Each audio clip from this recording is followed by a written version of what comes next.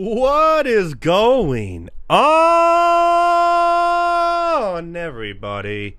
Happy Labor Day to everybody out there in the United States of A, the United States of America. I hope everyone had a good Labor Day, whether you were working or not. If you weren't, thank you. If you were, ultra thank you for working on Labor Day. Welcome to the Labor Day special, the pre-NFL special. Welcome Jake McGee to the show. That's right, Jake McGee.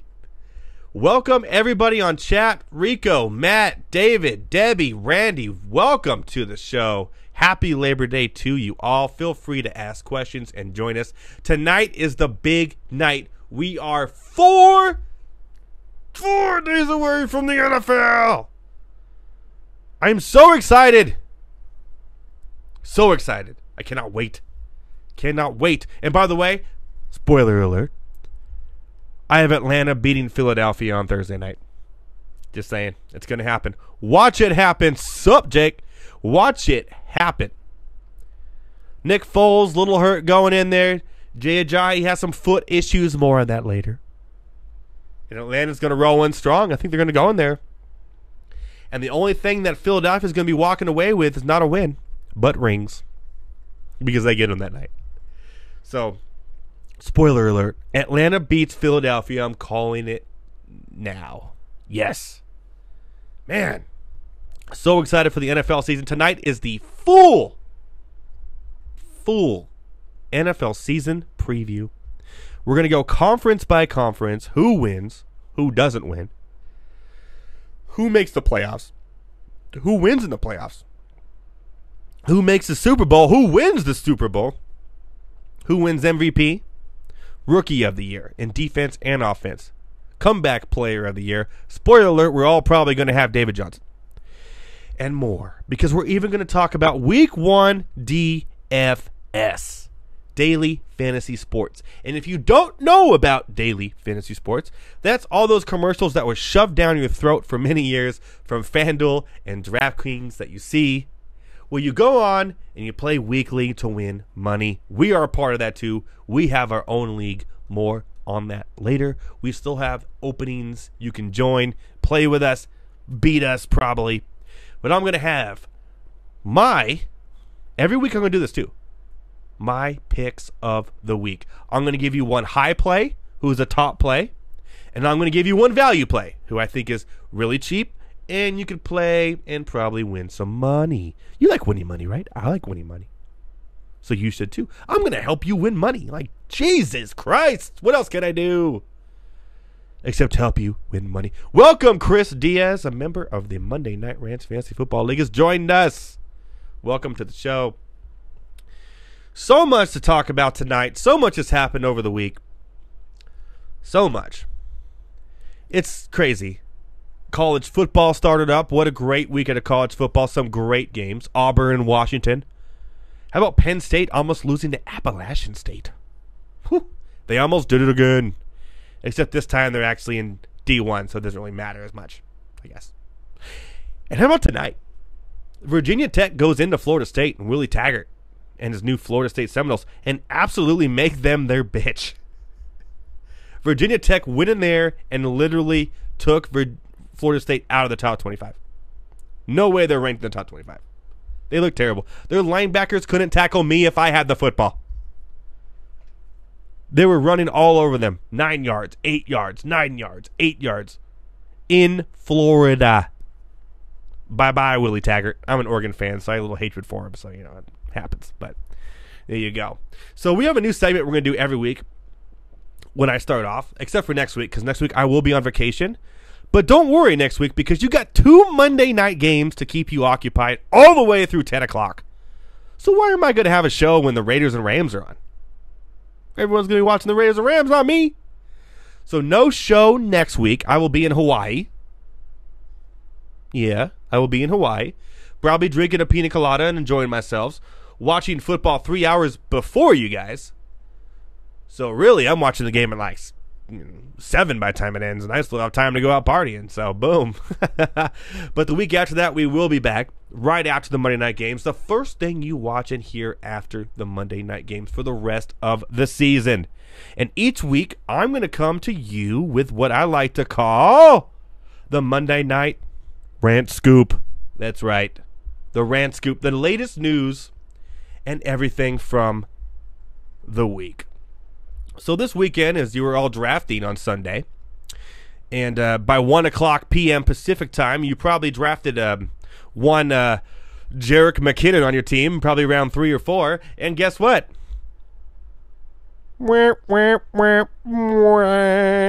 Yeah, he is out for the year. ACL tear in practice. By the way, there were more ACL tears in practice this preseason than in games. Think about it. True. What are they doing in practice? I don't understand what they're doing. Last year, Deshaun Watson tore his ACL in practice. Hunter Henry in non-contact practice. What are they doing, these guys? Jesus, it's crazy. But Jerick McKinnon, the 49ers' sweet free agent pickup, out for the year. Bring in Alfred Morris, who Shanahan loves, who will get the start. And with Breida coming in, probably as a change of pace back, maybe. He can't catch a football, so he's not going to be the third down back. So Breida will be there, change of pace. Alfred Morris, running game, if I wanted to give you a projection for Alfred Morris, 800 yards maybe at the most. But he'll probably get you a few touchdowns. Great for a bench running back that you want to bring in for a bye week. We'll see if he even makes the whole year. But hurts. That does hurt the 49ers because McKinnon was the type of running back that Garoppolo would strive better having behind him. So hurts him a little bit. I will tell you what I think the 49ers are going to do later when we go over the full NFL season of 2018. Conference by conference, team by team, who's going to win the Super Bowl. And plus, after that, we did a poll. I didn't do a poll. You know who did a poll. That's right. Anthony Zaragoza did a poll, and when we talk about our Super Bowl championships, he's going to come out with this. If someone marries me, interesting defense there's pick. hope for there. That's right. There's hope for their poll of the week. Who wins the Super Bowl? I can't wait to see what he says. I think, personally, Patriots are going to be number 1. It's the top 5. I saw some of them. He got a lot of results, so it's going to be really, really fun to see who. I have Patriots number 1. I'm predicting Patriots are number 1. And maybe, just maybe, my Chargers will be in that top 5 too. Maybe. We'll see. I know I said the Chargers. Oh, spoiler alert. Oh, no. Just kidding. Or am I? Shoot, I don't know. Other breaking news today too. Finally, after I've drafted him in every single league I'm in round 3 or 4, the Broncos did come out today. Finally, that's right. Royce Freeman is the starting running back for the Broncos. Everybody who drafted him, rejoice! You have a number 1, possibly a top 10 running back who you picked up in the 3rd or 4th round. Congratulations! I have him as my flex in all my leagues. I'm really happy for that. So Royce Freeman becomes a starter. He is going to be this year's Kareem Hunt, but probably because he doesn't have Andy Reid calling his plays, maybe could be better. We'll just have to see and find out. Also, today, the New York Jets. That's right, Jets, Jets. The New York Jets announced that Sam Darnold will be the starting quarterback week 1. Yes, that's right, Sammy. But why that's so special, and here's why that's so special. Sam Darnold is now the youngest quarterback ever to start in the NFL week 1. Youngest ever. So what will he do this year, though? You think youngest, man. What's he going to do in the NFL? More on that from me later. That's right, Sam Darnold, the starting quarterback for the New York Jets. Congratulations on him. And also, I got to mention that Jay Ajayi, that's right, I got to do it, is nursing a foot injury. He is back at practice as of yesterday, but so is Sonny Michel. And there's a chance that he doesn't, Sonny Michel doesn't have to play till Sunday. Jay Ajayi has to play Thursday. There is a chance that he will not play. And Anthony right now is sweating between his butt cheeks on that one. I know he is. He's probably sitting there. There's a little like wet streak going down right now by his seat, just like that, because there's a chance that Jay Ajayi will not play on Thursday. And by the way, Atlanta wins that game. Just saying. All right, because we don't have any time, not go on rants or whatever, we have to get into our preview. So I'm going to bring in my analysis, and I stress the word anal in this week with Anthony Zaragoza, who you'll hear later when he does the... If someone marries me, interesting defensive there's pick. hope I like it. for there. That's right. And, of course, Josh Stanhill, who probably has Green Bay going and win it all, and Aaron Rodgers winning MVP, and Rookie of the Year going to somebody I never heard of that he knows, and Defensive Player going to... What's the blonde-haired guy? That guy. All right, here we go. What's up, guys? How's it going? Good. How you doing? You can tell I'm energetic, man. I am so energetic that the football season is starting. Like I'm just giddy. I'm just giddy. Dude, we're week of. We got actual football that counts this week. This is the pinnacle. This is it right here, guys. We made it. The pinnacle, and we don't mean playing cards. We mean actual pinnacle of football. It's coming in week 1. By the way, who you guys have? Atlanta or Philadelphia week 1? You know, I'm gonna go. I hate agreeing with you, Edward, because why? it just doesn't feel right. If man. you agree with me, you would win more. Oh, here we go. Here we go. Well, you know, we'll see who's going to be wearing whose Let's get it on. At the end of the year from this Sonny Michel Jay Ajayi bet. And I think we all know who is.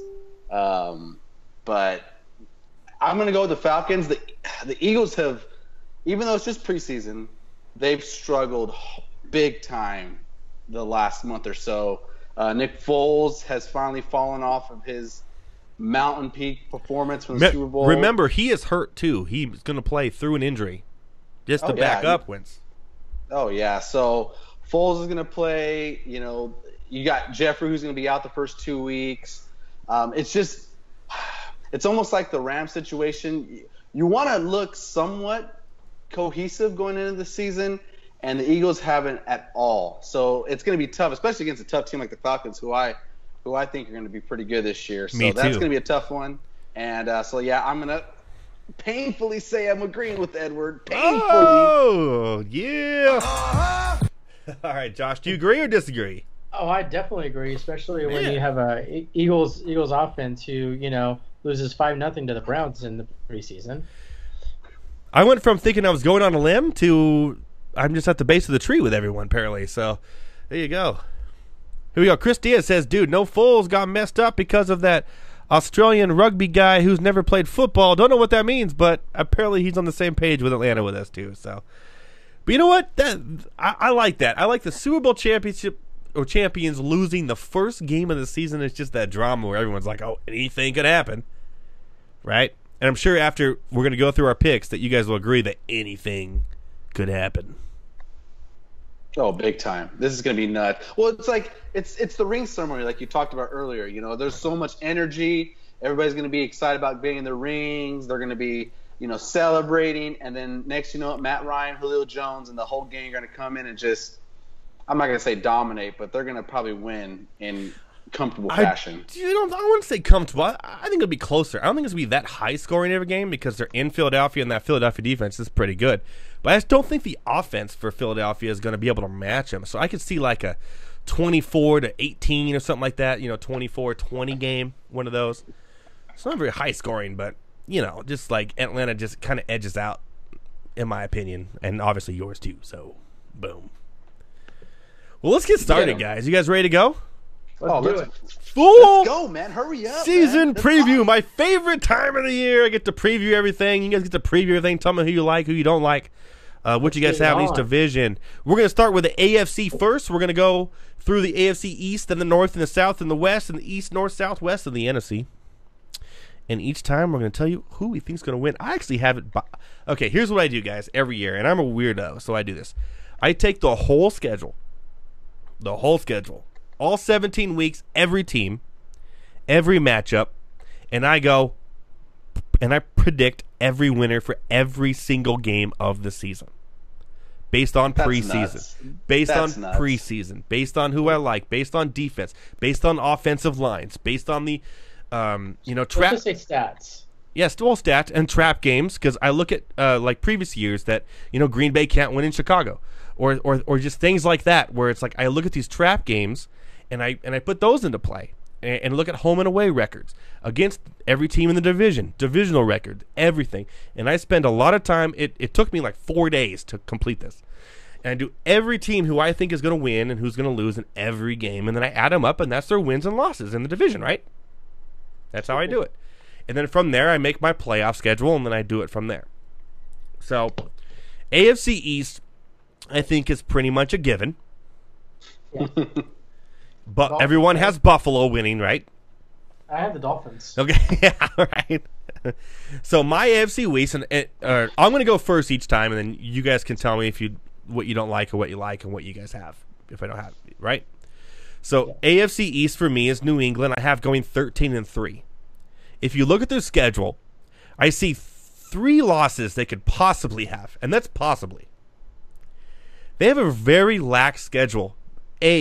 Because they're in the AFC East, so they get 6 games automatically against the Jets, Miami, and Buffalo, all wins, right? So they already have 6 wins on their belt. But the rest of the schedule is pretty easy. They have the game at Pittsburgh, which I have as a loss for them, and a couple of other ones that I'm like, okay, a couple of trap games here, but they have an easy schedule. They lucked out, and I don't even think this team is as good as they have been in previous Super Bowl years.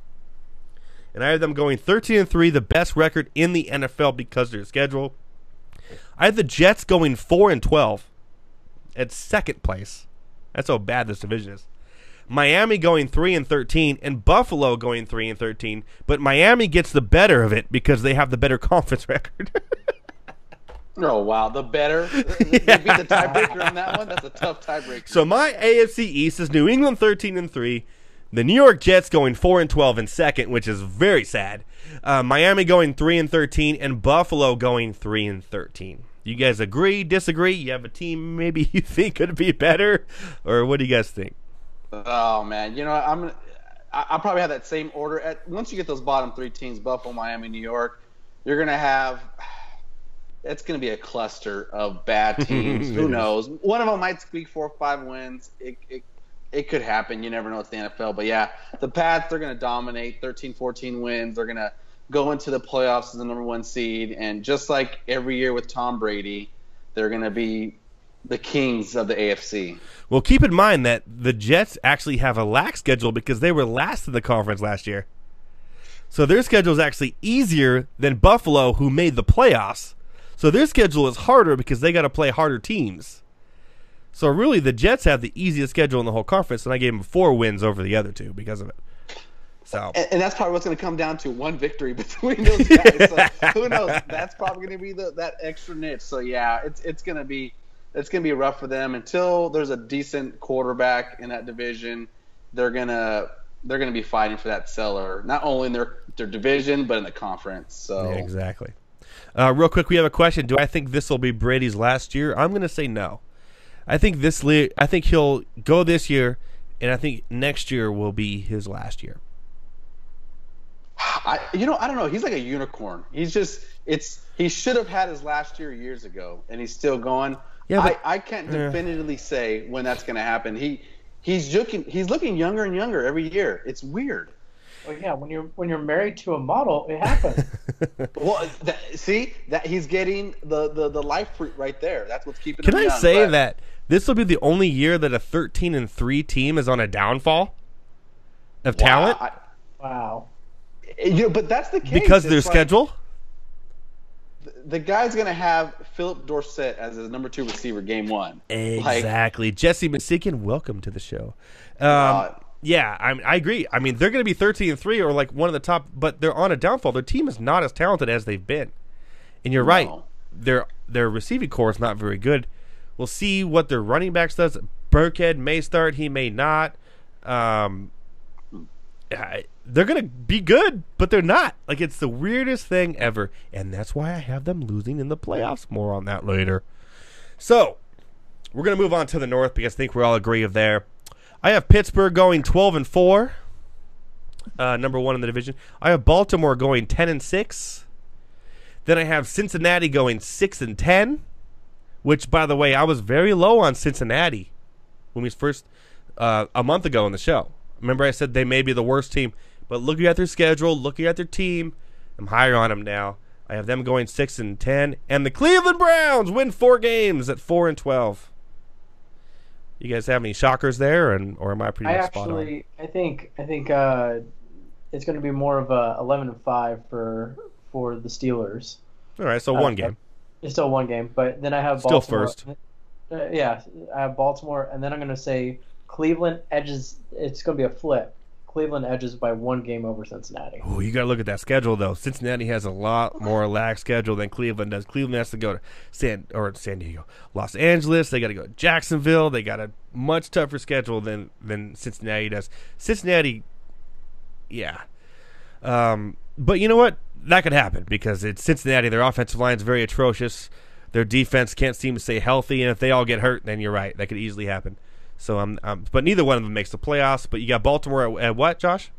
And then Baltimore doing a 10-6.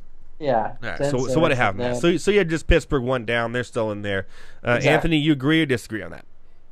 Yeah, for the most part. I think Cleveland, with all their new pieces, I think people want to hype them. I've seen some people call Cleveland to be 500 this year, and I just think that's going out on a huge limb. Smoke Give me that. weed every day.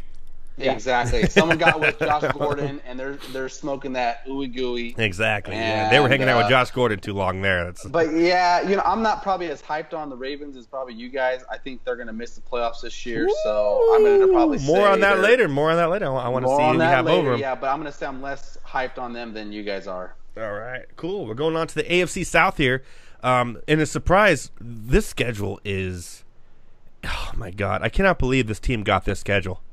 Jacksonville Jaguars' schedule is very lax. I have them going 12-4 with their defense, just with the Alex Smith type offense they have with Blake Bortles and ASJ, and you know what? I think losing Marquez Lee is going to make D.D. Westbrook even better. I always thought he was a good receiver. He's going to step up, and their defense will do enough. 12-4 for Jacksonville with that schedule, man. And I have Tennessee behind them going 11-5, also a lax schedule, which is crazy in the AFC. And then Houston going 9-7, but missing out on the playoffs at 9-7. Still a winning record for Houston. They're on the way up for sure. And then Indianapolis with that defense that I swear to God, me, you, and Josh Anthony can go out there and put up 21 points. 5-11 for Indianapolis just because of the Andrew Luck factor there and the offense. You guys agree, disagree, have anyone higher or what? Anthony, go ahead. You know what? I'm on the same boat. I think this might be hands down probably the most competitive division in all of NFL. You got 3 teams that are going to be really good defensively. Offensively, maybe not as much. Houston probably has some more playmakers, but defensively they're really good. The Colts is that mystery team. Andrew Luck's coming back, but when Andrew Luck was healthy a couple years ago, this division was completely different than what it is now. And I don't know. That they had a better defense, though. That defense is absolutely terrible. It's bad. And I think, it's just Andrew Luck, we've seen what he's done, by himself. He's gone to the AFC Championship game, but that division is a lot better than it was when he was doing that. He pretty much was guaranteed at least the number 3 or 4 seed back then. Now it's not so easy. So, yeah, Tennessee, Houston, Jacksonville for sure are going to be really good. So I agree with that order big time. All right, Josh, you got that too? Agreed. All right, there you go. Well, I will say I can see Anthony Zaragoza throwing for 3 touchdowns out there too. Yes. So you guys have Tennessee over Houston. I do have Tennessee over Houston. Jesse Masigian just asked real quick, do you draft Luck in your drafts? Yes, you do. You do draft him because that defense is so bad that Luck is going to be happy throwing the whole game. He's like the one quarterback that's guaranteed to have to throw for 4 quarters. So he's going to put up some points. So, yes, I think you draft Andrew Luck if the round is right. Don't draft him over Breeze or someone stupid. But 9th round, 10th round, 11th round, draft Luck. All right, keep on going, guys. You all good? You agree? Tennessee over Houston? Definitely. Big time, yeah. Especially with Luck. You've seen what he's done when he's healthy. He's a top 5 quarterback. So, yeah, if he's slipping in rounds and like you said, those big names are off the board, the Breezes, the Rodgers, and Luck is sitting there in that same range of, maybe like a Stafford or a Goff or something like that, oh yeah, take the chance on Luck because he could win you a league for sure. Definitely. Jesse said he got him in the 11th, so congratulations on that. Oh, that's awesome. That's awesome. Kudos to you. And a big negative to everybody else in your league for letting them not fall that deep. Yeah, for real. For sure. I want to play in that league. Right. Going into the AFC West, I know we all have, or some of us have some personal opinions here. Going over the Chargers schedule, also a very lax schedule for the first time in years, by the way. Oh my gosh. No, I went through it. I have them losing at home against the Rams. I have them 12-4. 12-4. Going through it, the Chargers winning the division at 12-4, but they also lose on the tiebreaker, end up in the wild card round, and we'll get more on that later. Denver going 8-8, the Kansas City Chiefs going 8-8, the Oakland Raiders going 6-10. Pretty much the rest of the division beating up on each other, is what I had it. Do you guys agree, disagree? Yeah, I don't. I think I said this so many times on the show. I hate giving credit to the Chargers, but that team is stacked. They've had some injuries in the preseason, but they still have the core of those skill positions. They still have Bosa. They still have Ingram. So they're going to be tough to beat. 12-4 is probably asking a lot, but they're probably going to win the division for sure. All right, Josh. I agree. It's the only thing that's going to divert them is the injuries. Yeah, well, let's hope they keep them to a minimum now at this point. But if they keep the team the way they are now, I mean, they're easily top 4 team, I think, in the AFC. So moving on to the NFC before we go to the playoffs and everything, we're going to go to the NFC East. We're moving pretty quickly, which is good because we got to go DFS talk later. And, of course, we got to do... If someone marries me, interesting defense there's pick. hope like for there. Yeah, we got to do that too. So, oh my God. the NFC East, which I think is pretty much written in stone, if you would. I have the Philadelphia Eagles going 11-5, winning the division after losing that first game to Atlanta, of course. I have Dallas going 6-10, Washington going 6-10, very lax schedule for Washington, and the New York Giants, who have a very tough schedule, going 5-11. That's pretty rough.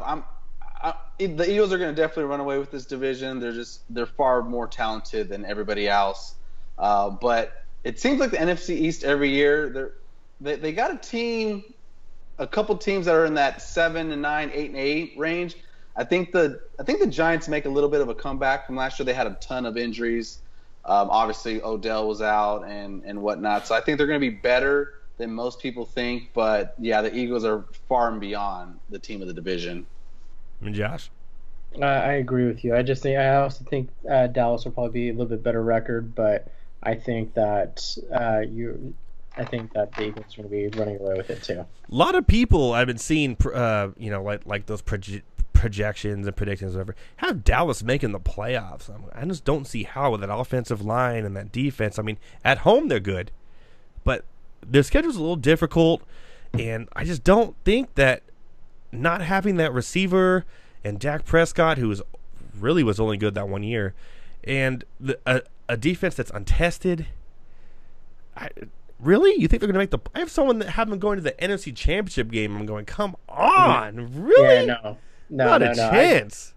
But I think Zeke does bring another aspect to that for Dak that helps. But except for that, that's it. That offensive line is in shambles. Someone tried to offer me a trade. I think it was Justin actually. He said, I'll give you Zeke as someone for Alvin Kamara. I pretty laughed in his face. Said, no, with that offensive line. So I'm not even going there. And you know what? I have like 3 drafts left, and I'm thinking, even if I have like the number 3 pick, I'm going David Johnson. I would. Over him. And now, like, Zeke may be past Kamara for me, to be honest. In a PPR league, I'll take Kamara over Zeke with an offensive line. You get the passing. Well, yeah, and like I just don't.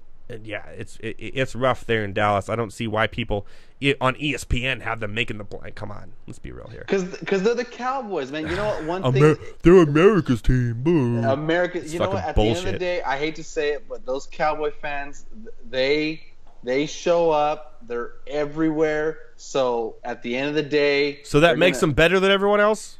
Well, in the eyes of the public, yeah.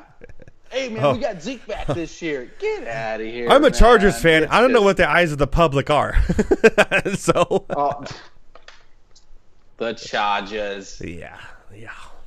So okay, we're gonna move on to Josh's favorite division. This is a surprise, by the way, because when I first did it, I put they're not America's team, Chris. America's team should be Washington because they're in Washington D.C., where the capital is. Let's be real. It's bullshit.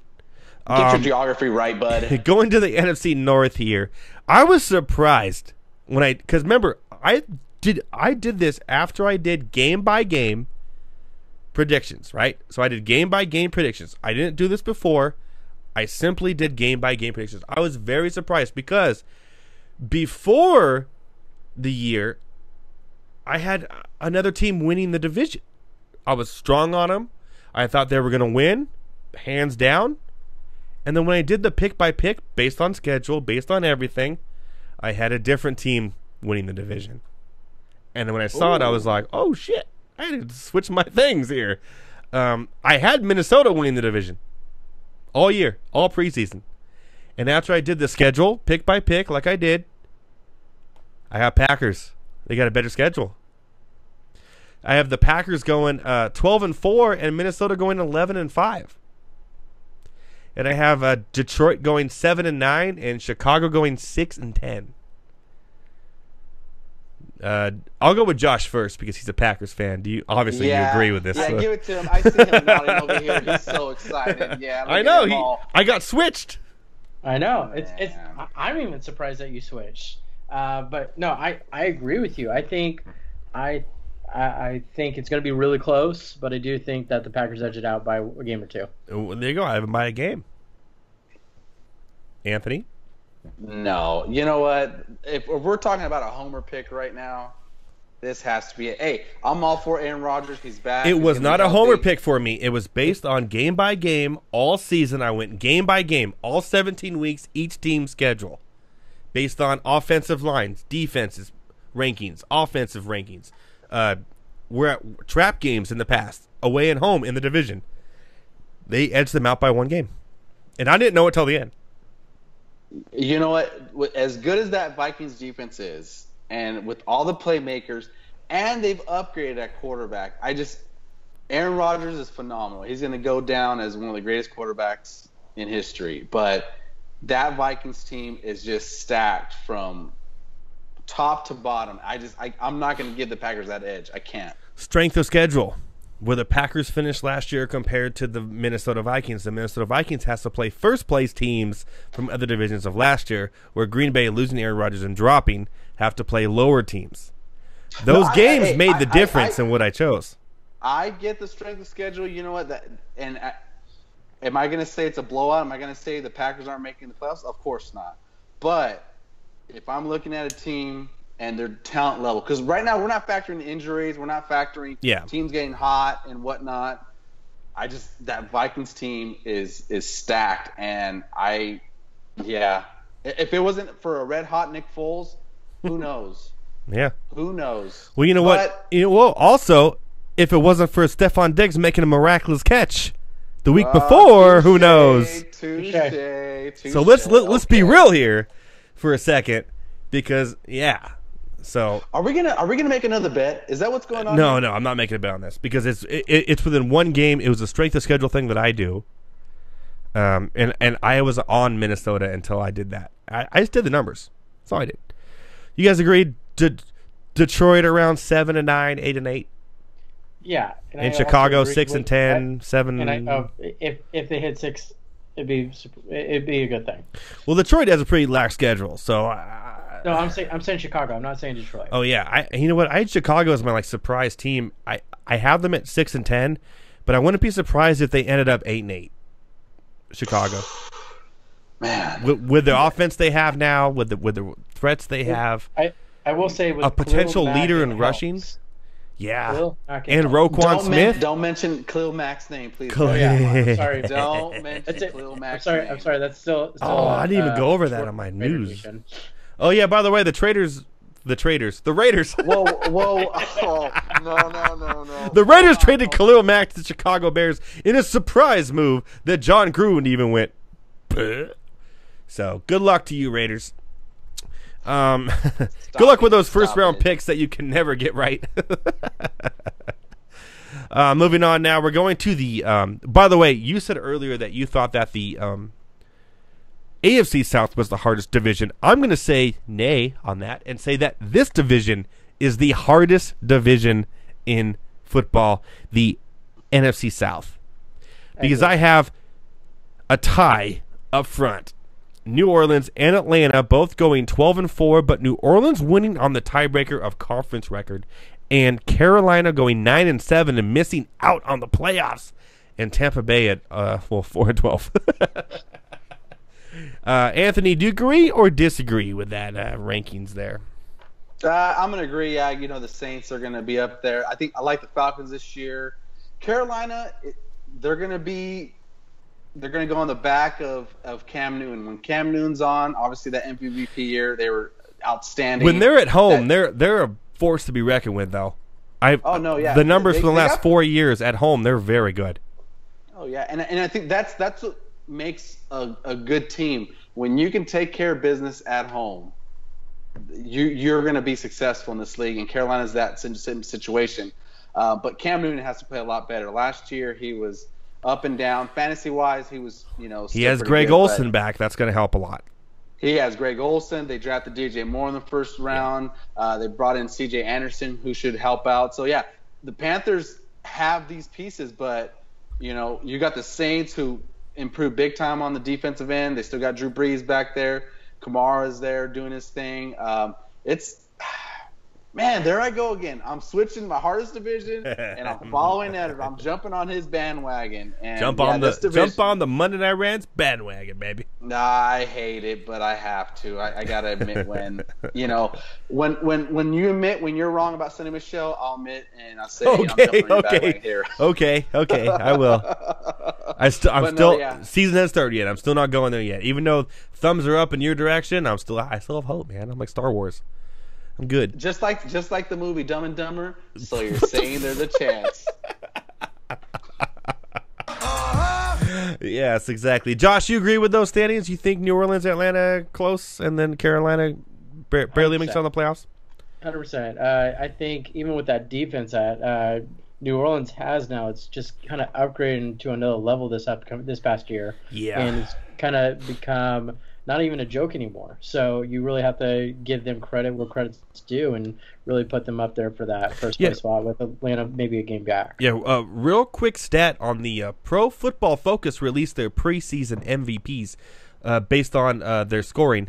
And Traquan Smith made the first team for receivers. So get on him, guys. Come on! Traquan Smith! That's right. I will say Jesse Misagian said, is there going to be a Breeze fall off? And I will say, I don't see that. And you guys could agree or disagree with me. He plays in a dome, and fantasy is just going to look too good.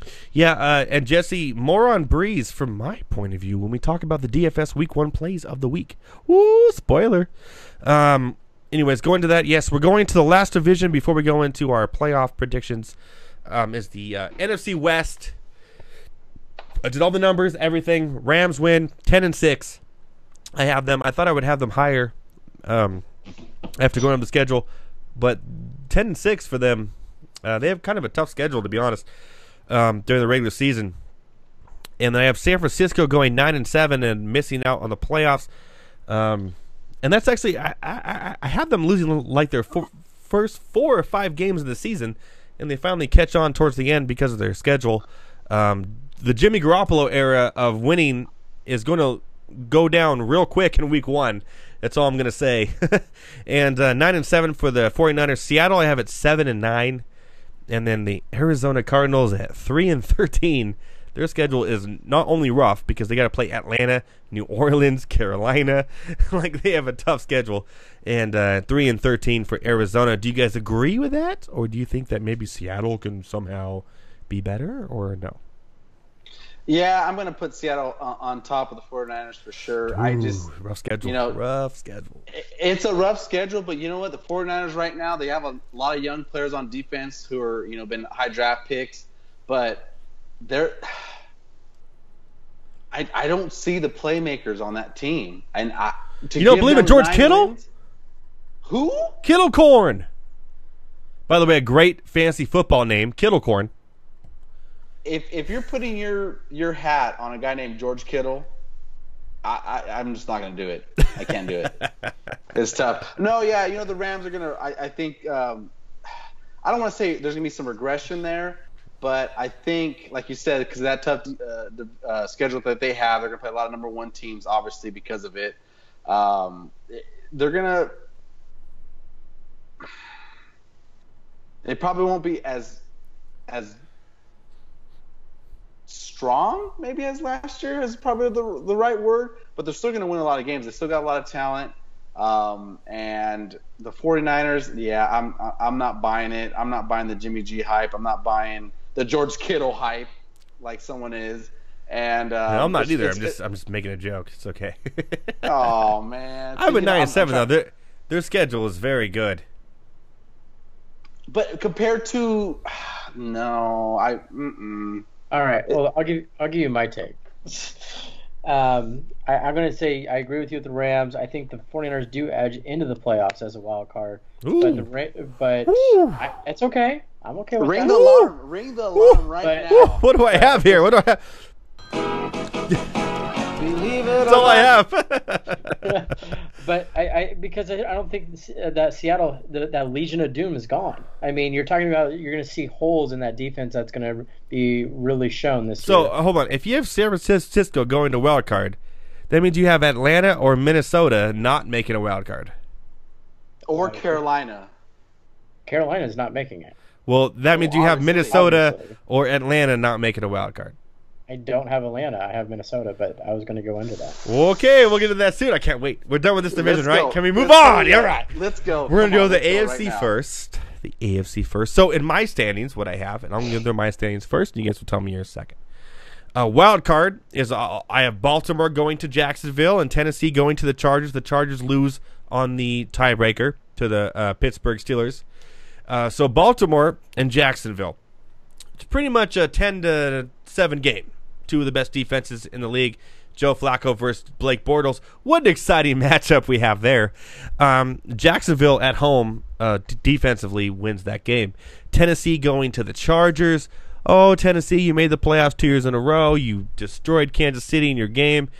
Not going to be the same case here because the Chargers have a good defense. Mariota gets put into a have-to-throw type of situation against that team, and that domination over there. Chargers win that game. Jacksonville at Pittsburgh. Jacksonville-Pittsburgh, a rematch of one of the greatest playoff games I've ever seen in my life last year. Fantastic game. Jacksonville pulls it off again. I just don't think Pittsburgh defense, their offense, it's going to be in their heads. It's going to be in Jacksonville's heads. Jacksonville pulls it off again, goes to the AFC Championship. Chargers at New England. Like I said earlier, New England isn't the same team. They pretty much walked into this situation to have the first round bye with their schedule. They haven't played a team like the Chargers all year long. They lose. Chargers win, go to the AFC Championship game. Jacksonville versus Chargers, two of the best defenses in the AFC, going at it in Jacksonville, of course, because of the tiebreaker again. And the Chargers pull it off because their offense is just better. So Chargers go to the Super Bowl. And we'll have my Super Bowl prediction later. We're going to go to the NFC real quick. Wild card, we have Minnesota going to Philly, and we have Atlanta going to Rams, a rematch of last year's wild card game. Minnesota going to Philly. Philly doesn't have enough. Their defense, compared to Minnesota's defense, not even stout. Kirk Cousins is the difference in the game over Carson Wentz. Minnesota moves on to go play Green Bay. Atlanta at the Rams. The Rams get their revenge on Matt Ryan with that defense, and Aaron Donald's playing like a beast. Jared Goff is 1 year better with his weapons, and Brandon Cooks makes the difference over Sammy Watkins. Just enough for the Rams to move on to play the New Orleans Saints. So we got Minnesota at Green Bay. Minnesota goes to Green Bay. in the third meeting, which I had split 1-1, the home team wins. The home team wins again, and Green Bay takes on Minnesota and wins thanks to Aaron Rodgers' Lambeau cold and is throwing. Devontae Adams wins the game with a touchdown at the end of the game to win the game against Minnesota. A close one there. Rams go to New Orleans. Drew Brees is there. Everyone's there, but the New Orleans offense just can't handle that Rams defense, and Jared Goff does enough with some deep passes too. That's right. Revenge game. Brandon Cooks against his Saints old team takes him to the NFC Championship. We got Green Bay at the Rams, and Green Bay is at home. It's in Green Bay, the frozen tundra. Everything's there, but the defense for Rams just way too good for Aaron Rodgers, with a defense for the Green Bay Packers just not enough. Defense wins championships. Rams going to the Super Bowl. Rams against the Chargers in the Super Bowl. The Battle of L.A. Remember the Chargers had that funny thing last year, the fight for L.A.? Well, guess what? They win the fight for LA. The Chargers win the Super Bowl, baby! That's right. Yeah. And those are my playoff projections. Predictions. You guys are up next. You won't do as good as me, I promise. Yeah, because we don't live in your dream world. All right. Hey, I had your Green Bay Packers going far. I know. I'm talking about the Battle of LA. That's what I'm talking about. All right. All right, which one do you guys want to go first? We got to hurry because we got DFS talk too. I don't even know. That was like a theatrical. That was good. Right, it was good. That was unreal. Now let's get back to the sane world. Okay. Let's go away from all this fairy tale Battle of LA. There you go. I got the Pats and Jaguars. They're going to be the number 2 seed in the AFC. I got the Titans and Texans coming out in the wild card game. Whoa. You had Houston going third to Tennessee earlier.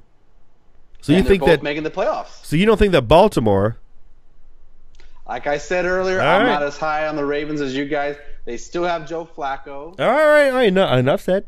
Keep on going. We got to move on. I'll go there. So I have the Chargers are the number 3 seed. The Steelers are the 4 seed. And Chargers are going to I don't want to say it. Chargers are going to beat the Texans for their first playoff win in like 30 years. By the way, they beat Cincinnati in the first round of the playoffs. That's like 4 years ago. Well, we were like 12 at that point. Okay, all right. I got the Steelers over the Titans. Big Ben's probably going to have a real big playoffs. And then Chargers fans, you guys already know it. They don't play well deep in the playoffs as in years past. The Jaguars are going to take care of the Chargers, and the Pats will take care of Big Ben. And you'll have the Pats and Jaguars. You are one pathetic loser. Well, man, give me that soundboard one time when you're talking. That's all I want. Give it to me one time. Host the show, then we'll talk.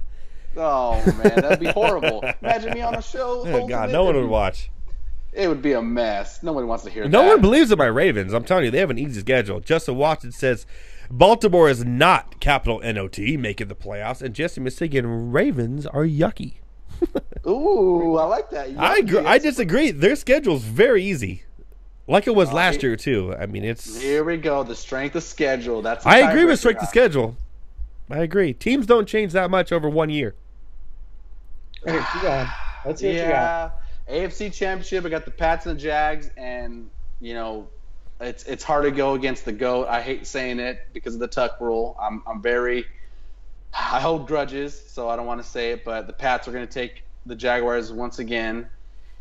NFC side, got the Vikings, Eagles, Rams, and Saints in that order, and the Cheesehead and the Falcons as my wildcard teams. Not no 49ers like somebody else does. I can't wait to hear his. I cannot wait. I hope the 49ers somehow go far. I hope they win the Super Bowl. Oh, Jimmy G never loses. He goes 16-0 and then wins the Super Bowl. Gosh, I got buddies of mine that are telling me all the time, Jimmy G can't lose. Yes, he will lose. Except for the first week of this season. Exactly. Look at the schedule. Oh, man. So I got the Rams over the Falcons in the divisional. I got the Saints over the Packers. I like Aaron Rodgers, but the Saints are a real balanced team. They finally have a defense to match that offense. Vikings and Saints in the second round. I'm going to go with the Vikings. I love them. You guys aren't big as them as I am. I think they have a dominant team. Then the Eagles, Carson Wentz is finally going to come back towards the end of the year. He's going to get things rolling. The Eagles are going to beat the Rams in a super, super close game, but I'm going to give it to the home field team on that one. And then you have the NFC Championship game. I'm going to go with the Vikings over the Eagles. No repeat for the Eagles. It's just no one ever repeats anymore. It's so difficult to do. So I have the Vikings and the Pats in the Super Bowl. And I'm sorry, Raider Nation, but I have the Pats. Tom Brady, somehow, he does it every year. He gets to the Super Bowl, and this year he's going to get his 37th ring and add on to his legacy. He has enough like fingers and toes for that. He's that good, man. I hate saying it. Don't make me repeat it. All right, so you have the Patriots winning the Super Bowl. Yes, I do. All right. Ah. All right, Josh, you are up. I can't wait to hear this. Who do you got? Let's go. Yes. All right, so my AFC wild card is going to be, I got Chargers and Jacksonville going after each other, and then I also have Baltimore going tough and playing the I have them playing Jesus. All of a sudden I just lost it. Hold on 1 second. Early Jesus is a team. So. Sorry. It's okay. Sorry. And then my number 1 and 2 is definitely is the Patriots and the Steelers as 1 and 2. Like I said, so it is Jaguars versus them, and it's also I have the Texans playing the Baltimore. Sorry, and so I have Baltimore winning, and then I also have the Chargers just edging out the Jaguars. I like it. Thank you. That's ridiculous. You know what? I'm going to start picking the Chargers. That way I get applause instead of that's baloney, man. All I ever get is smoke weed every day, and Josh is playing the homer card. If you said Chargers winning, I would be like this. You lie!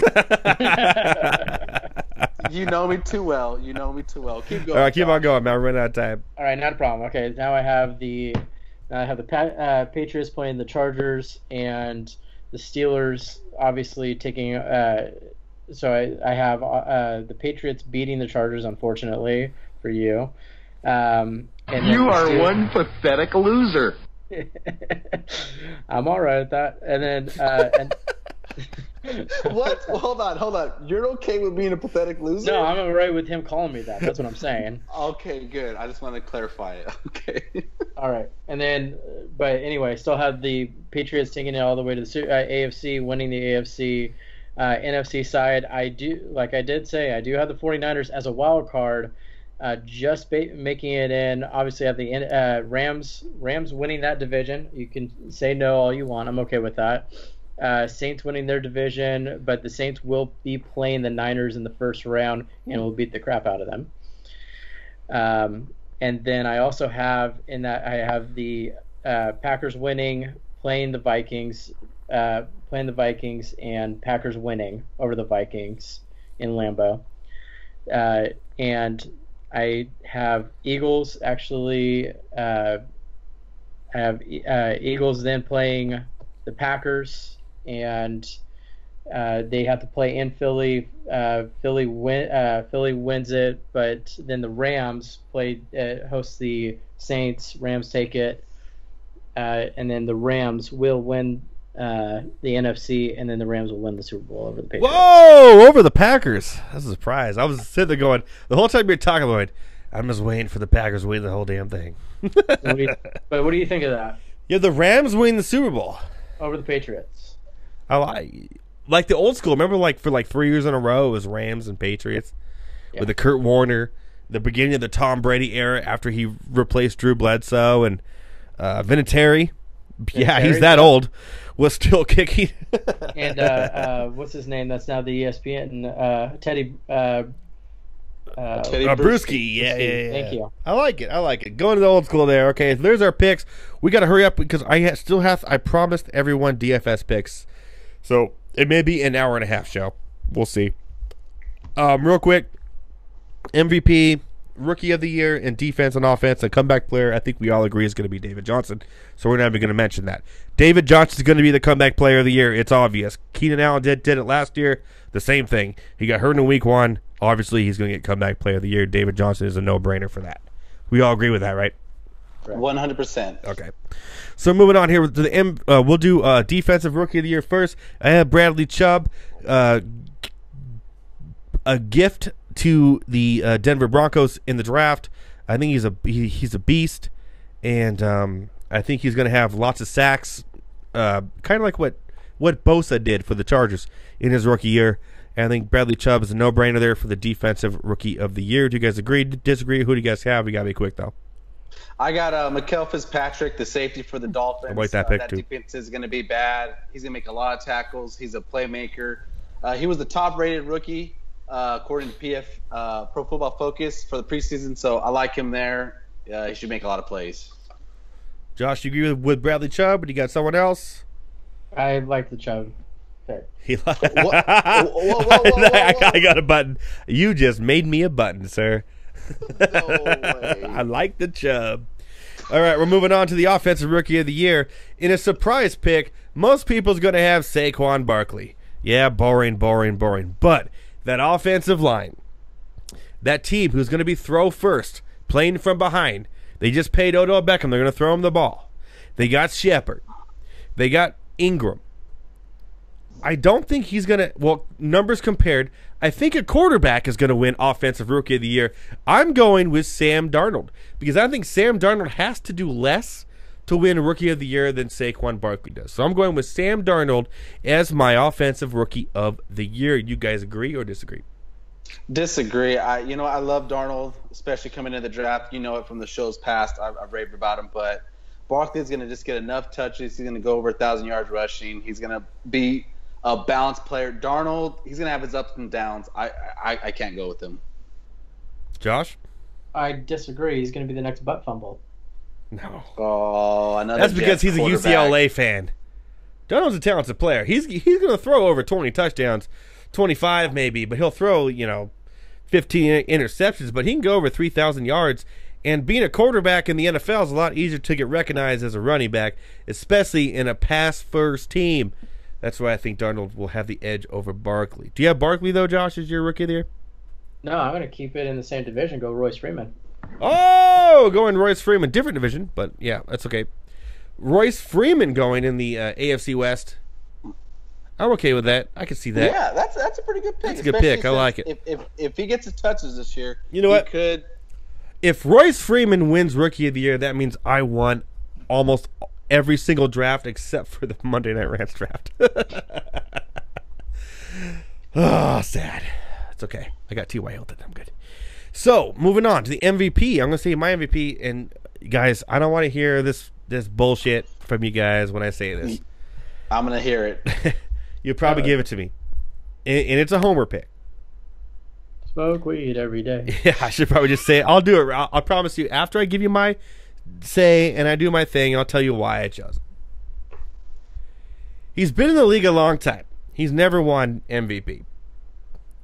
This is the year with the team he has and the defense he has, where if the team goes 12-4 like I projected, and he throws 4,000 yards, which he'll do, and he throws over 25 touchdown passes, which he's done every year for the last 7 years, maybe over 30, and he lowers his interception total down with the help of Melvin Gordon, and his team does what he does, or what it can do, he can win the MVP. Because somehow the NFL likes to give the people deserving of that. So if he has a good year, he's still younger than Drew Brees, Tom Brady. Phillip Rivers has a chance to win the MVP this year. The best chance he's had ever with the team he has around him. I'm going to say he goes out there and throws a triple-double. He goes 33 touchdown passes, 11 interceptions, over 4,000 yards passing, takes his team to 12-4, and wins the MVP. It's the only chance he'll ever have. I will never say this again. I would have never said it in the past. This is the best chance he has. Phillip Rivers wins the MVP. What do you guys think? I'll give you that because if you think the Chargers are going to win the Super Bowl, which I know in your heart you think they are. This is the best chance they've ever had. And I'll give you that. Typically, like you've said, when Cam Newton won his MVP, the Panthers were #1 team in the NFC. So if you believe a team's going to be 12-4, 13-3, typically the MVP goes off of those really good teams. So I will give you that credit. But you are smoking weed every day. Not going to happen. Smoke weed every day. All right, who's your MVP? My MVP is going to go for my Super Bowl winning team. It's going to be Tom Brady. Tom Brady's going to win his 4th MVP in his career. He's going to have a phenomenal year with that. I don't even know how he's going to do it with this receiving core and whatnot, but he's going to do it like he always does and win another MVP with a Super Bowl trophy. All right, real quick. Justin says Derek Carr will be the best quarterback in the AFC West from here on out. Smoke weed every day. All right, good luck with that. That is a smart pick by Justin. That is a smart pick by Justin. Yeah. I like it. Well, he only has to beat Phillip Rivers, so he really only has one person he has to beat because the other two are not MVP quality. So there you go. Jesse said, I think you let Becca have his baby for Phillip Rivers, and you're probably right. That would make baby number 9 for Phillip Rivers. And I'm good with that. Fun times. All right, Josh, who do you got for MVP? And then we got to move on to some DFS talk real quick before we go. I mean, if we're going to go with the who we picked for our Super Bowl picks, and mine will have to go with Todd Gurley. Woo! Nice pick. I like that one, too. Todd Gurley, really no explanation needed. He's the best player in fantasy, and could be easily, if he wins the Super Bowl, obviously MVP. But the moment everybody's been waiting for. If someone marries me, Interesting defense there's pick. I hope like it. for there. Who gives a shit what we say? What do the people say, Anthony? Anthony. Oh, man. If someone marries me, Interesting defense there's pick. I hope like it. for there. This week's There's Hope for Their poll was what? Tell us. So this week, to keep on our theme of predictions and everything that's going on, I asked the Twitter world, who's going to win Super Bowl 53? Chargers. And that's Edward clapping. No. And, I was surprised. The Twitter world, they came out, they voted in a large amount, so I'll give it to them. They came out. Appreciate it, everybody. Make sure you guys watch my Twitter tomorrow poll for the next week. That way we have 2 weeks before the next one, because Edward and Josh are going to be living it up in Hawaii while I'm living it over here in Fresno. So our top 5 teams, I actually had to go a little further this time. We have a 5-way tie for 4th place. So we're not doing 5th then. We're just going to the 4th. No, yeah, we're going straight to 4th because there's All just way too many teams. 5-way tie. 5-way tie for 4th place, and you guys can let me know who your guys' favorite team from that pile, and I already know your team.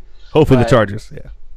Tied for 4th is Hotlanta, the Falcons, Okay. Minnesota, Okay. the Eagles, Okay.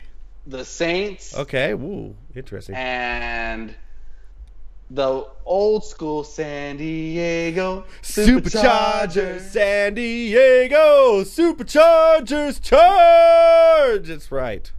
Man, What that do you song guys will got? never get That old. Top 5 right there. How What do how you how guys you got? Los Angeles Superchargers? It doesn't flow. It's fucking bullshit. Not gonna lie. That's horrible. Who do you guys Yeah. got in that 5 right there? That 5 The Chargers, obviously, I've already said it. But what an interesting 5. I mean, there's 4 teams.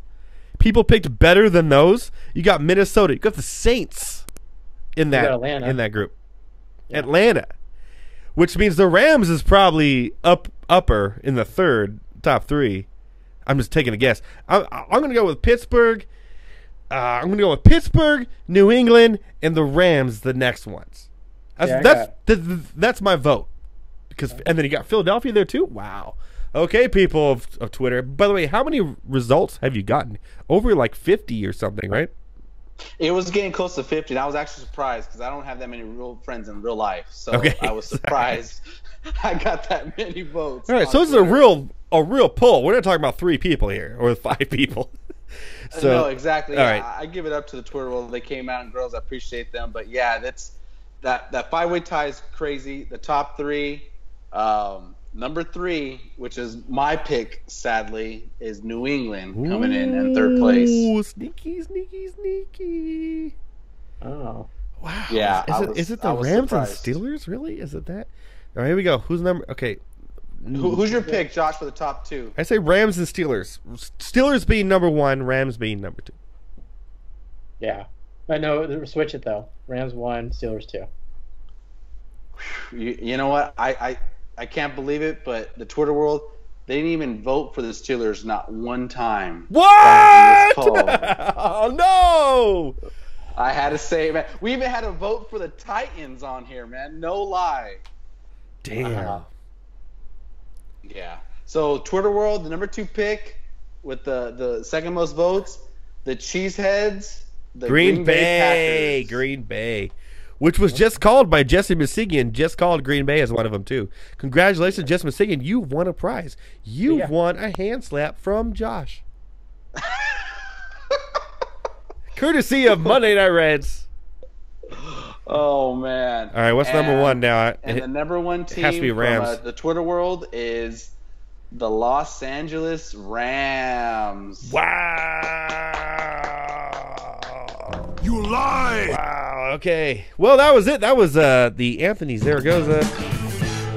If someone marries me, Interesting defensive there's pick. I hope like it. for there. There's hope for their poll. So what are you doing this week? What are you doing for next week? Oh, we're off next You know, week. So yeah, we're off. It's gonna be a tricky one because you guys are gonna be living up, drinking, Mai Tais and whatnot. I'm gonna be here drinking, micheladas, watching my Raiders the beat Raiders. the Rams. Yeah, beat the Rams. I'm watching the Raiders beat the Rams. Is this preseason again? Yeah. Oh my gosh, we'll see. But you know what, guys, definitely follow me on Twitter at Zaragoza Anthony. I'll be having a poll coming out pretty quick. Every and then- week, guys. Every week, follow at Zaragoza Anthony. If you can't find him, look at me. Find him. Join the poll. Join the party. Try to see if you could outmaster us by getting more votes. I think you should be like a week 1 most waiver wire pickups, or week 1, or after week 1, like if someone wins, who's the underdog, like who's the most impressive team after week 1, I like that. or are the Chargers that good? Yes. Type of thing. Oh, here we go. Here we go. You know what? I'll probably do some kind of reaction to the week 1 results. That way we get it more relevant for the second week when we're back on. Okay. Yeah. Nice. And Well, at the end of the day, guys, you can't hate on the name. You got to give it to Edward. He came with a phenomenal name. I did. If someone marries me, Interesting defensive there's pick. I hope like it. for there. But I really had no work to do because Anthony just put it in my lap. So there is. Yeah, that's good. Real quick, guys. Speaking of that, before we go, we're going to do real quick rundown, like maybe 5 minutes. DFS plays of the week. Join our Monday Night Rants FanDuel League, which will be coming to you this week. I've already put the links out. They're going to put the links in the chat right now for you to join. You can join. We got spots left. We're only doing 10 this week. Join us. It's weekly FanDuel, where you pick players each week based on salary cap who you think are going to destroy. So if you have someone that you like that you didn't get to draft, like if you never got Melvin Gordon, you're like, man, Melvin Gordon has a good matchup this week, which he does. More on that in a second. Then you'd be like, boom, I want to play Melvin Gordon. Well, guess what? You can against us. Each week, we're going to be doing FanDuel, although week 2 is going to be tough because I'll be in Hawaii, and Hawaii is a bunch of bitches and don't allow FanDuel in Hawaii. Hey, I got you covered. But Josh has me covered, so we're still doing FanDuel while we're in Hawaii because we're above the law, apparently. So there we go. So join our FanDuel League this week. Anthony, Josh, and myself, and others, as we try to beat whatever these two guys are doing. I'm not sure what they're doing. We're going to try to beat them in FanDuel this week and make money. Because you can make money playing FanDuel, guys. It's not that hard. You go to fantasyalarm.com. Optimal lineups are right there.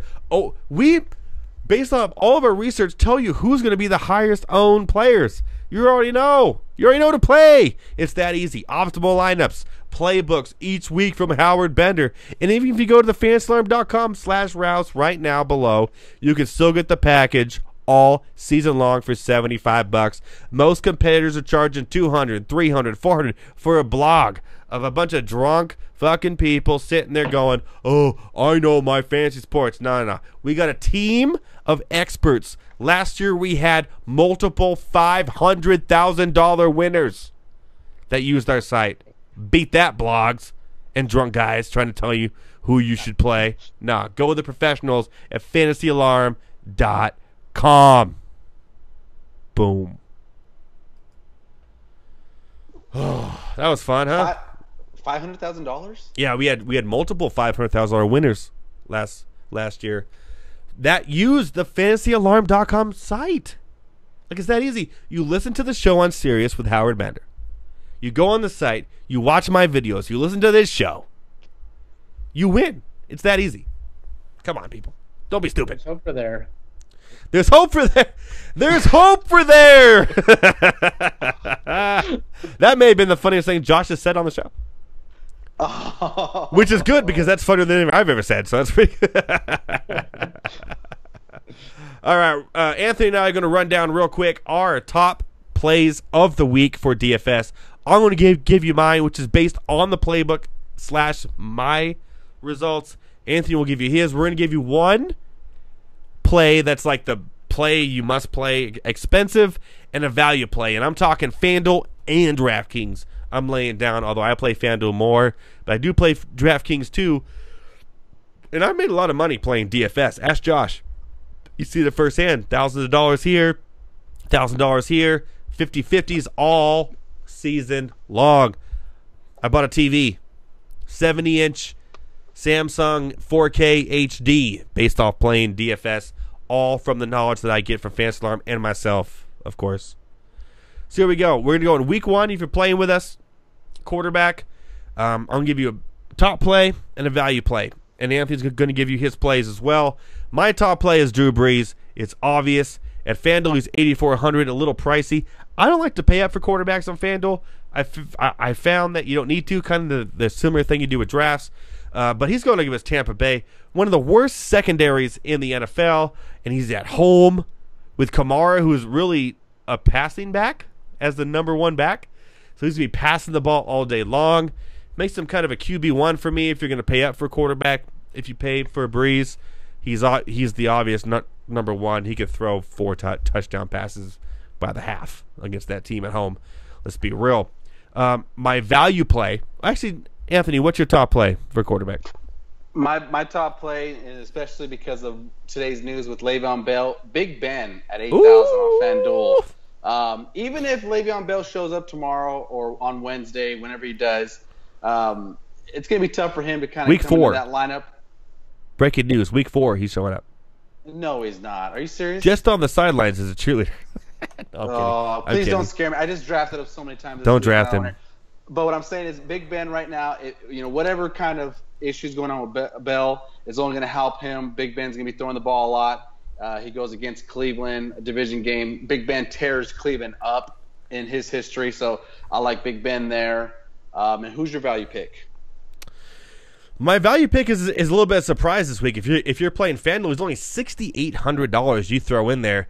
And you got to think he's going up against the worst defense that I mentioned earlier in the NFL. That's Red Rifle himself, Andy Dalton, at $6,800 going up against the Colts defense. It's going to be a shootout. We all know that.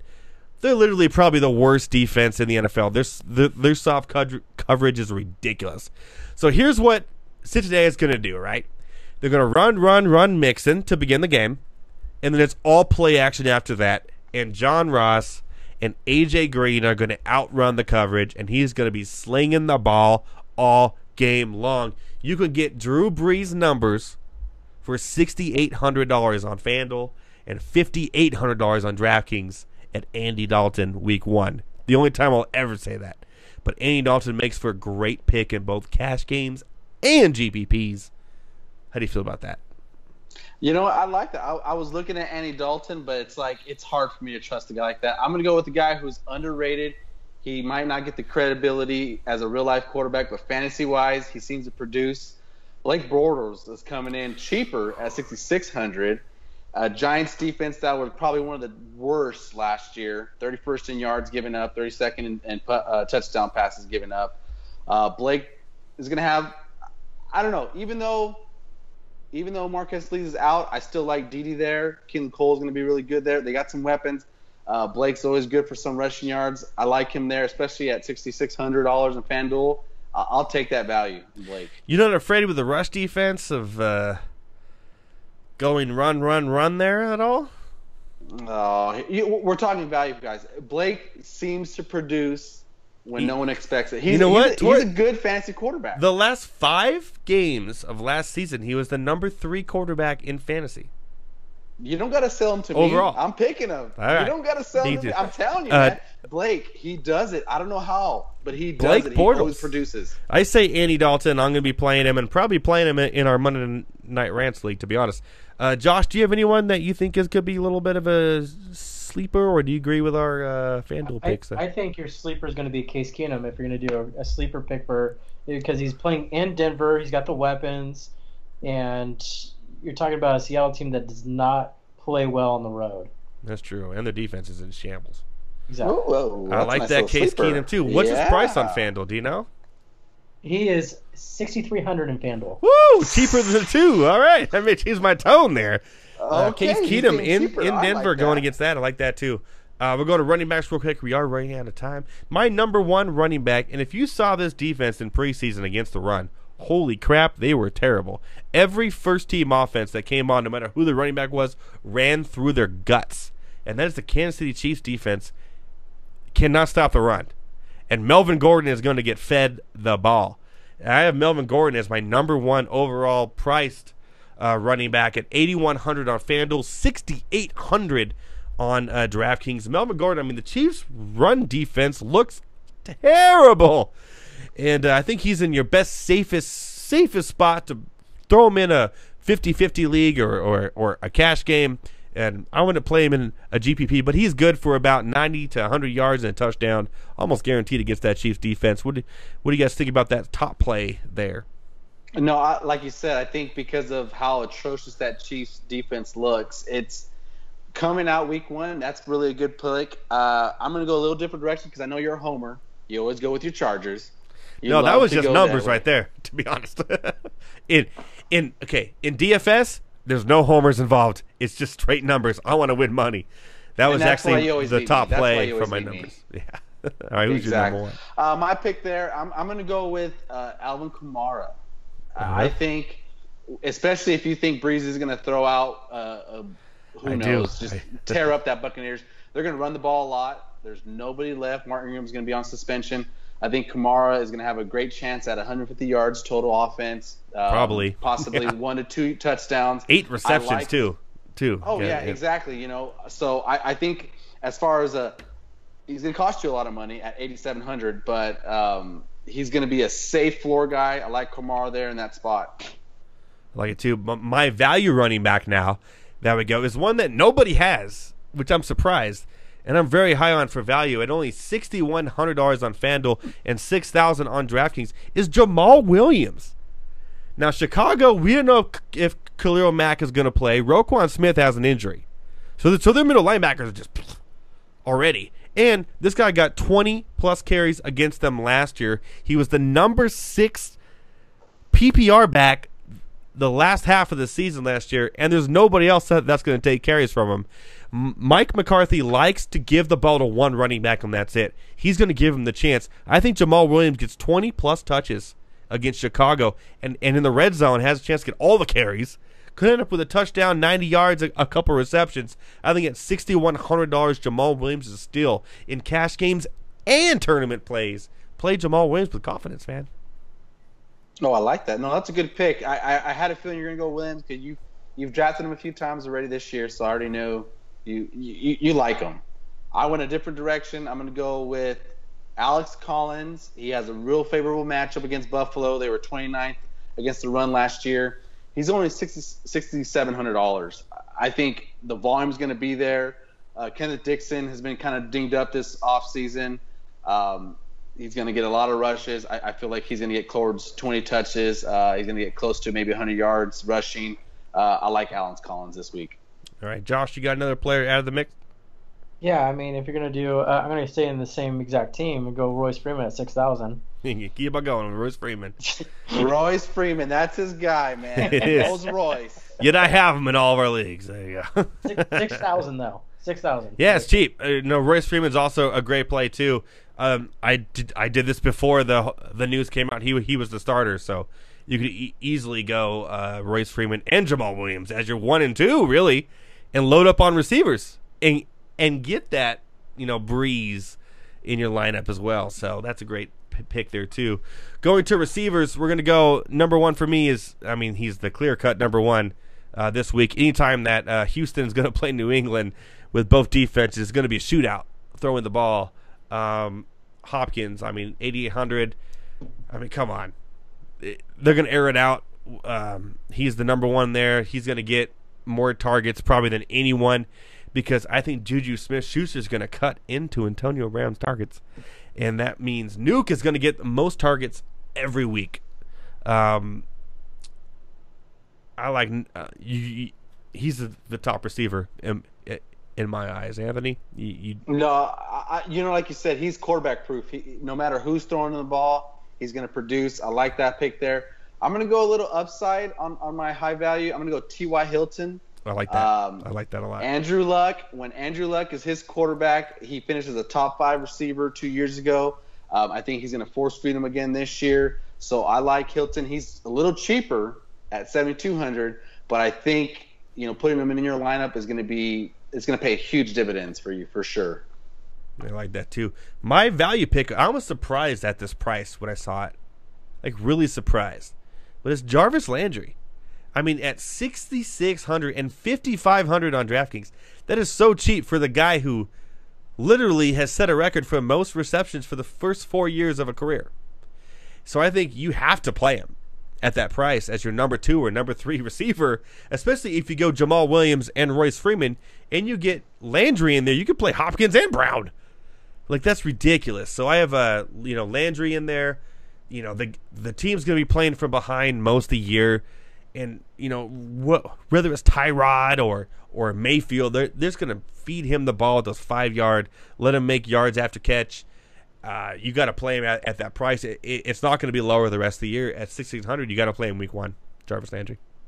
No, big time. But I'm gonna double down and get someone who's at the bare minimum in FanDuel. $4,500. If you throw in Jamal Williams, you throw in Royce Freeman, and you throw in Keelan Cole, the de facto number 1 receiver for the Jaguars, at $4,500, I'm taking that. Then you get Breeze and Nook and the best defense and Gronkowski on your team. Everything else, yeah, I like it. Keelan Cole's not going to stay there long. No, he's not. You're right about that.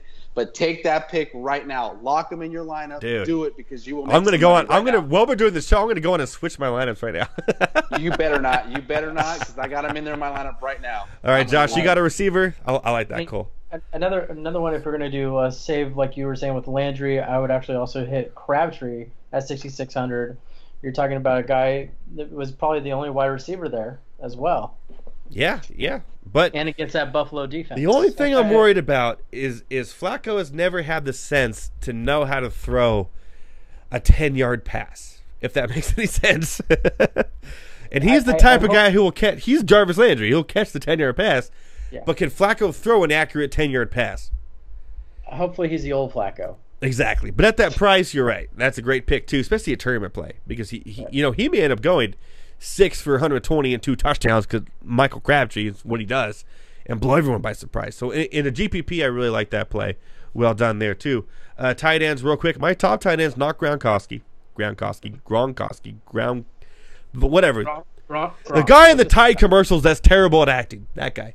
I'm not going with Travis Kelce because Mahomes is a piece of shit. I've already said it. Yeah, that's right, Mahomes. You're a piece of shit.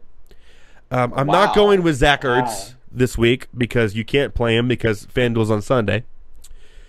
I'm going my number 1 tight end is Greg Olsen because I think you can get Gronkowski-type numbers for 6,300 at your tight end position and a guy who's never missed a game except last year with a broken foot 10 years prior.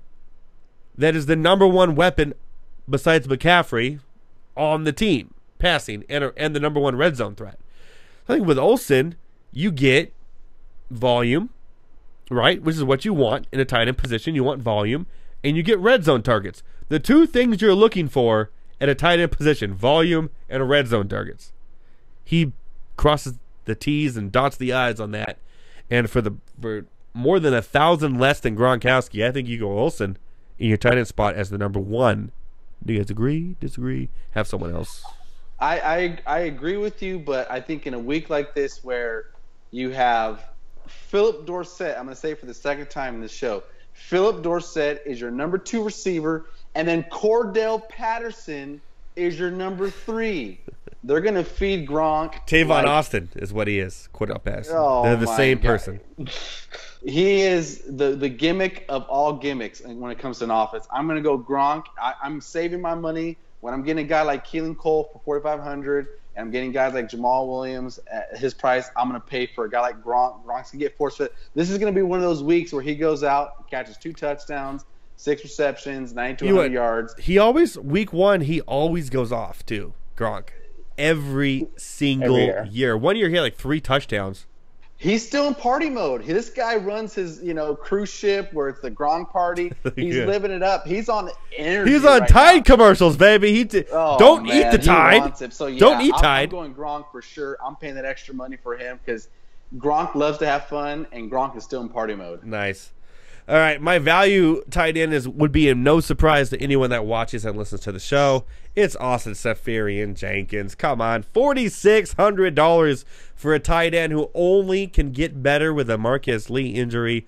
All the targets in the red zone are going his way because they don't have another receiver, and Blake Bortles made Mercedes Lewis relevant for so many years. He's going to get targets. He's going to get red zone targets. He checks all the boxes just like Olsen does, but only $2,000 cheaper. So if you're going high on your running backs, you're going high on your receivers, plug in ASJ. I agree with that. This is once Whoa, again I what? agree with you. I hate it. Dude, you're gonna have to like say a prayer tonight, like do some extra meccas in the morning or something because you're off today.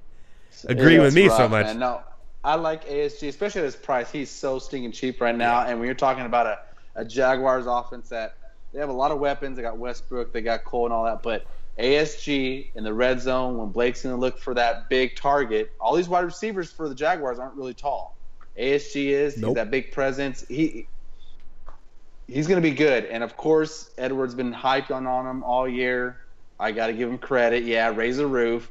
Where you can see him raising the roof. ASG is a phenomenal pick this week because when he has this really good week, his price is only going to go up. Exactly. Josh, you get another tight end, or do you agree with those? All right, hold on. So my big money guy, I would actually say is Delaney Walker if he plays week 1.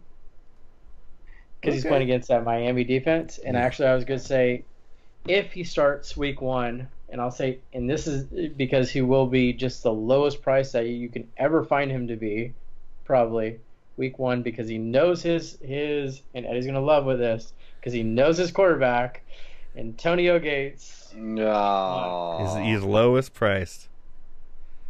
Lowest price. But okay, here's the thing about Antonio Gates. I was thinking about should I put it to the rant scoop, and I was like, nah, it's news, but it's not big news. He's gonna be red zone only.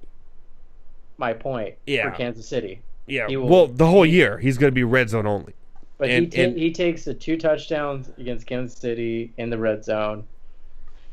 Yeah, but like they really want to feed Mike Williams too, and he's there. And Virgil Green is such a good blocker, especially with Melvin Gordon against that rush defense that's horrendous. They may just feed Melvin Gordon 3 times in that red zone too. I like if you're in a tournament, that's what I'm saying. And you're paying up for quarterback and receiver, throw him in there. Was it 4,000? Whatever the lowest price is for Antonio Gates, and hope he just gets that 1 reception for 4 yards and a touchdown. I mean, that's that pays for it itself. Yeah, well, that's all I'm saying. 2.5, almost 3 times. Yeah, definitely. So I like it. I'm not picking him up in any seasonal leagues though. No. All I'm saying is this is a true GPP high money value. If you're playing you want to save all this money to throw on wide receivers or running backs, there's your GPP play. I agree with that too. By the way, I'm in a league where somebody picked up Antonio Gates yesterday, and George Kittle is on the waiver wire, free agent. Picked up Antonio Gates, and I I have to question people sometimes, but there you go. So there is the. By the way, I have a thing for it. This is my.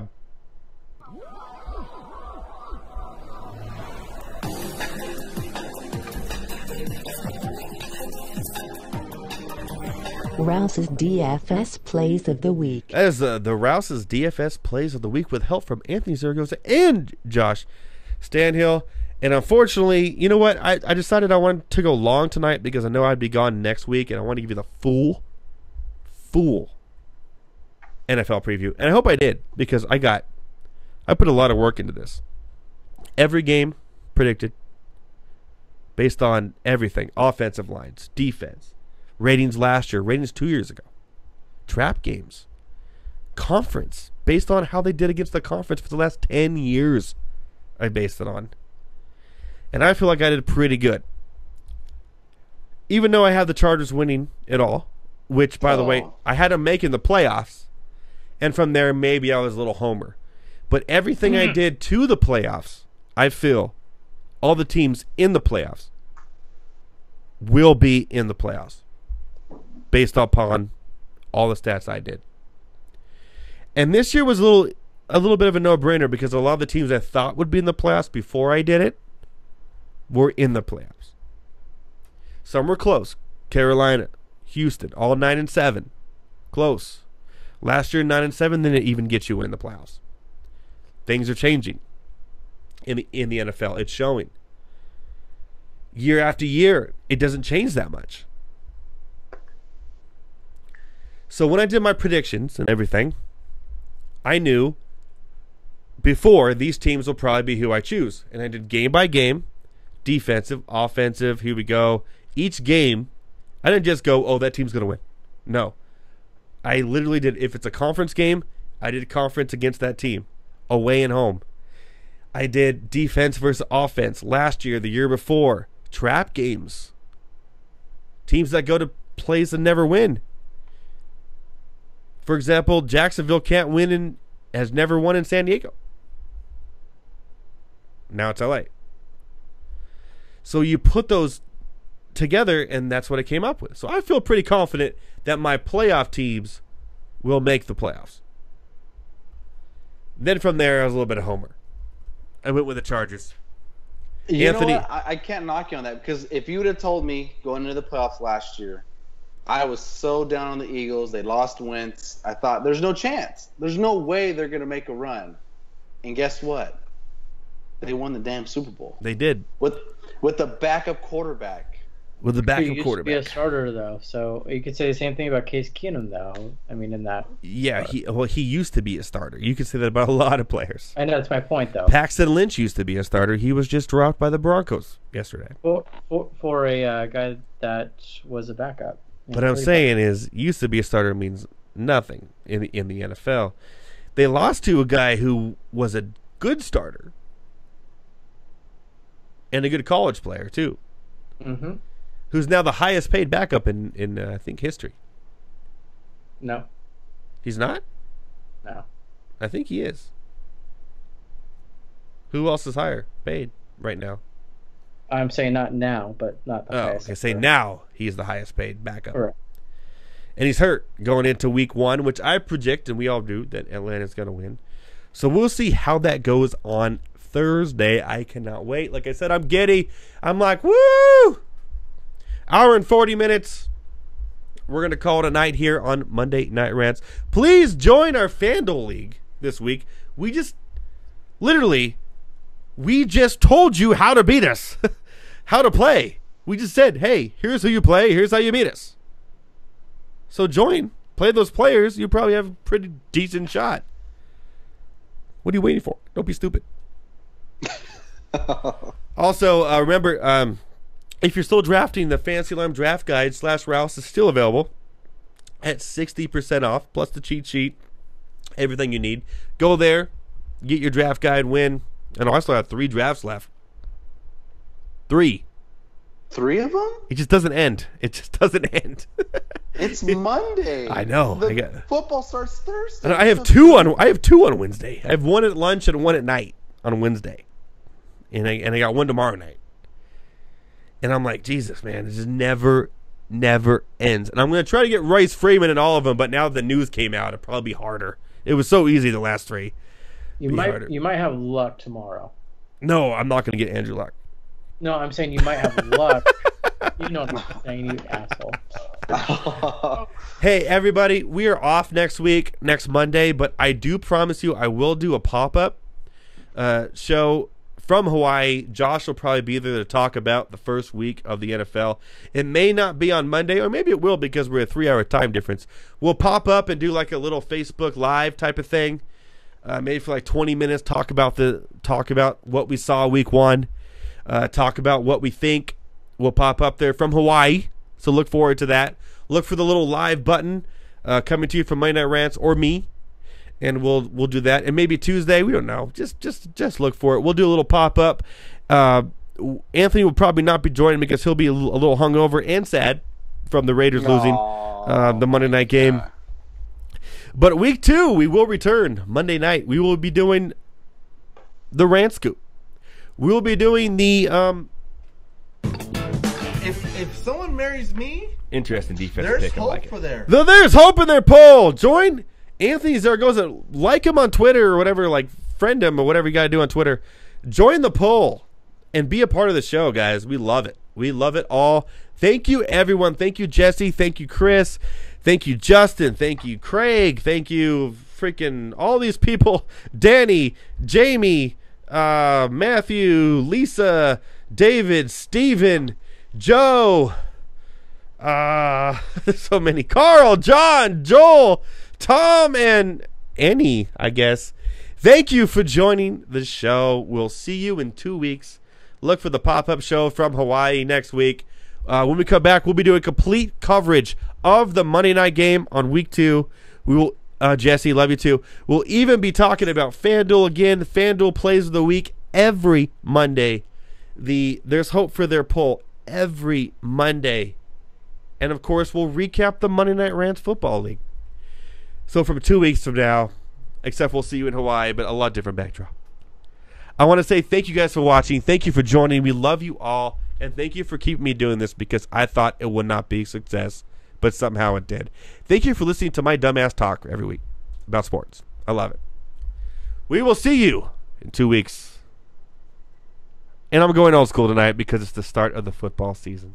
And I'm going to say, always remember that Bob Barker is the man, and spay and neuter your pets. Boom.